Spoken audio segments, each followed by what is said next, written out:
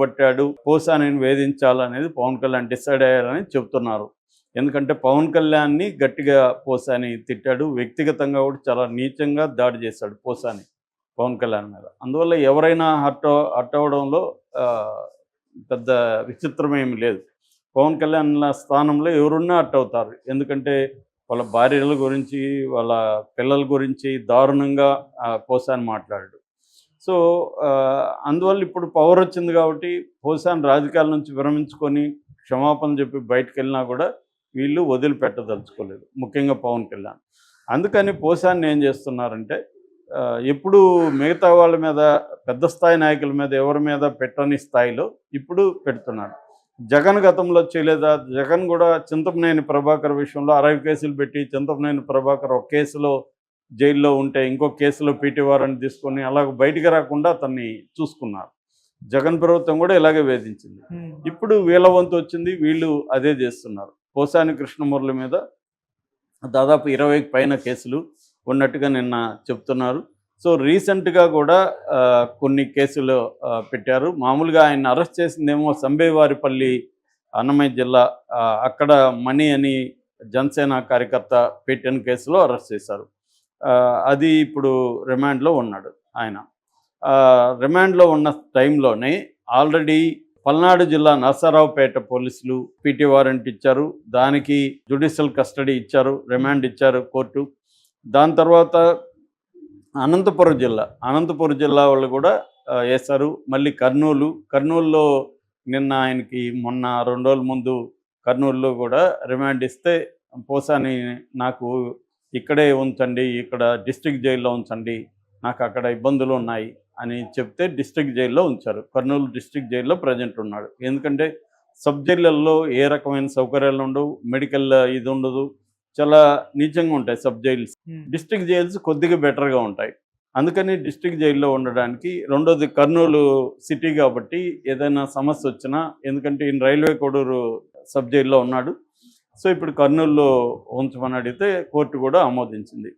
So దాని తర్వాత ఇప్పుడు పాతపట్నం, విజయవాడ, మన్యం ఇలాగ అనేక జిల్లాల నుంచి కూడా పీటీ వారెంట్లకు పోలీసులు వరుసగా వేయడం మొదలుపెట్టారు. At the same time Sambepalli పోలీసులు కస్టడీకి అడుగుతున్నారు.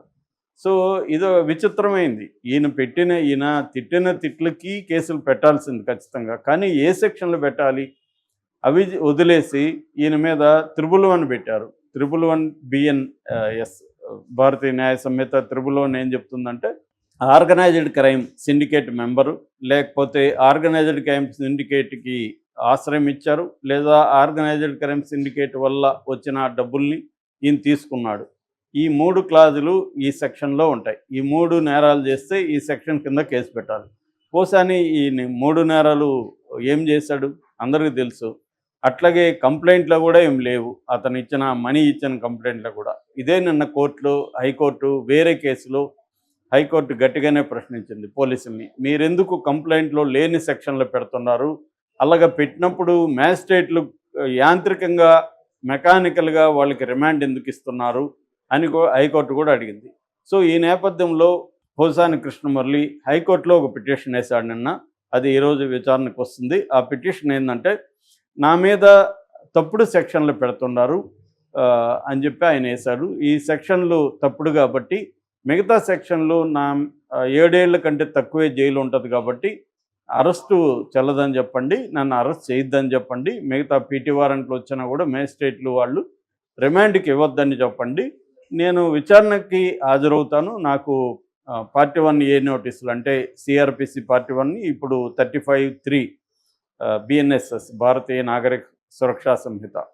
సో దాని కింద, ఆ సెక్షన్ కింద నాకు నోటీసులు ఇస్తే నేను విచారణకు హాజరవుతాను అనేది ఆయన అడిగాడు. ఆయన అడగడంలో న్యాయం ఉంది ఖచ్చితంగా. ఎందుకంటే తప్పుడు సెక్షన్లు, ఇతను నేరం చేశాడు అనే దానికి ఒక ఆధారం ఉండొచ్చు, కానీ ఏ నేరం చేశాడో ఆ సెక్షన్లు పెట్టకుండా బెయిల్ రాకుండా ఉండాలని నాన్ బెయిలబుల్ అండ్ కాగ్నిజెంట్ ఏవైతే ఉన్నాయో నేరాలు, దాంట్లో పెట్టేయడం అనేది ఈ ప్రభుత్వం ఎన్నుకుంటున్న ఒక ప్లాన్. సో ఇది అన్ని ప్రభుత్వాలు చేస్తాయి. ఇప్పుడు ఈ ప్రభుత్వం పెద్ద ఎత్తున ఆర్గనైజ్డ్గా చేస్తుంది. దీన్ని ఎదుర్కోవడంలో జగన్ కూడా ఫెయిల్ అవుతున్నాడు. పోసానికి కానీ, ఇటు వంశీకి కానీ వీళ్ళకి సరైన లీగల్ హెల్ప్ చేయడంలో జగన్ ఫెయిల్ అవుతున్నట్టు కనబడుతుంది. అది జగన్‌కి సంబంధించిన సింపథైజర్స్‌లో కూడా ఈ అసంతృప్తి అయితే పెద్ద ఎత్తున కనబడుతుంది. అంటే పోల్చి చూస్తారు కదా! చంద్రబాబుకేమో ఈ వ్యవస్థల మీద పట్టు, ముఖ్యంగా న్యాయ వ్యవస్థ మీద ఆయనకున్న పట్టు దేశంలోనే ఎవరికీ ఉండదు. సో, అతను అందుకని ఎవరు తమ వాళ్ళని అరెస్ట్ చేసినప్పుడు కూడా ఆగమేఘాల మీద సుప్రీంకోర్టు వరకు కదుపగలడు అతను. విడిపించుకోగలడు. లేదు వరస్ట్ అంటే ప్రైవేట్ హాస్పిటల్‌లో పెట్టించుకోగలడు. కానీ జగన్ అవేవి చేయలేకపోతున్నాడు. 66 ఏళ్ళు పోసానికి ఆల్రెడీ ఆయనకి హార్ట్ సర్జరీ అయింది. అయినా కూడా అతన్ని తిప్పుతున్నారు. గవర్నమెంట్ హాస్పిటల్‌కి తీసుకెళ్తున్నారు. ప్రైవేట్ హాస్పిటల్‌లో వైద్యం లేదు. సో, పైగా అతను నాటకాలు ఆడుతున్నారు అని చెప్తున్నారు. ఇన్ని చేస్తున్నా పోసానికి పేరుకి 20 మంది లాయర్లు అటెండ్ అయ్యారు కానీ వాళ్ళెవరు కూడా ప్రామినెంట్ గట్టిగా కోర్టుని ఇన్‌ఫ్లుయెన్స్ చేయగలిగిన లాయర్లు కాదు. కోర్టులలో కూడా ఏమవుతుందంటే పెద్ద స్థాయి లాయర్లు ఉన్నప్పుడు అట్మాస్ఫియర్ మారిపోతుంది జనరల్‌గా. సో, అందుకనే లేకపోతే సిద్ధార్థ లూథర్ లాంటి వాళ్ళు ₹1,00,00,000 ఎందుకు ఇస్తారు గంటకి? ఎందుకు ఇస్తారంటే వాళ్ళు ఉండడం వల్ల జడ్జెస్ కూడా కొద్దిగా జాగ్రత్తగా ఉంటారు. పెద్ద లాయర్లు మాట్లాడినప్పుడు. ఈవెన్ మన ఉండవల్లి అరుణ్ కుమార్ కూడా అదే అన్నాడు కదా! వాళ్ళేమో ఇంగ్లాండ్‌లో చదువుకొనొస్తారు. వాళ్ళ ఇంగ్లీష్ వేరు, వాళ్ళ వ్యవహారం వేరు. అలాంటి వాళ్ళతో నేను ఎలా ఢీకొనగలను? రామోజీరావు వాళ్ళని దించుతానన్నాడు. రామోజీ అయినా, చంద్రబాబు అయినా, జగన్ అయినా తమ కేసులకొచ్చేసరికి పెద్ద లాయర్‌లని దించుతారు.